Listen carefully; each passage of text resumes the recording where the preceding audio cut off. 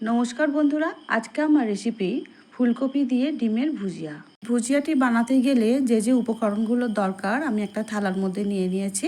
ফুলকপি, টমেটো, আলু, ডিম আর পেঁয়াজ। এবারে কড়ার মধ্যে 2-3 চামচ সর্ষের তেল দিলাম, দিয়ে একটা ছোট্ট পেঁয়াজ যেটা কেটে রেখেছিলাম পেঁয়াজটা দিয়ে দিলাম। পেঁয়াজটা একটু ভেজে নিতে হবে। পেঁয়াজ হালকা ভাজা হতেই দুটো ডিম নিয়েছি, ডিমগুলো ফাটিয়ে নিয়েছি।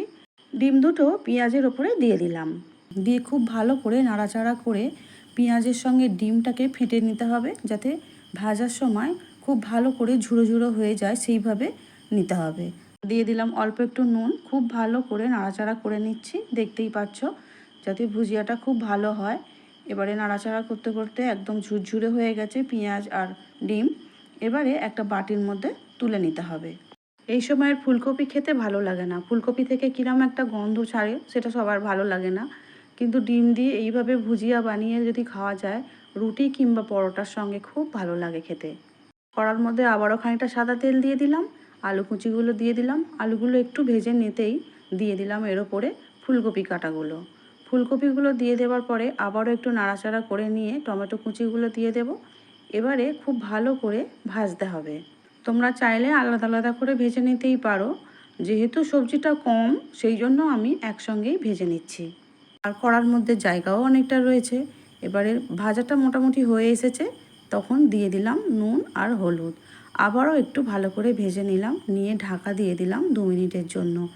ঢাকাটা খোলার পরে দেখতেই পাচ্ছ কালারটা কত সুন্দর হয়ে গেছে। ফুলকপি আলু আমাদের ভাজা একদম রেডি হয়ে গেছে। এবারে দিয়ে দিচ্ছি পরিমাণ মতো জল। এখনকার ফুলকপি না সিদ্ধ হতে একটু দেরিও হয়, আর আগে যেহেতু নুন আর হলুদ দিয়ে রেখেছিলাম এখন আর দিচ্ছি না। এবারে দিয়ে দিলাম হাফ চামচের মতো লঙ্কা গুঁড়ো। লঙ্কা গুঁড়ো দিয়ে মিশিয়ে নিয়ে ঢাকা দিয়ে দেবো আরও 2 মিনিটের জন্য। 2 মিনিট পর ঢাকা খুলে দিলাম। এবারে দিয়ে দিচ্ছি যে ভেজে রেখেছিলাম ডিমের ভুজিয়াগুলো, সেগুলো তুলে দিলাম। আবারও ভালো করে নাড়াচাড়া করে নিয়েছি।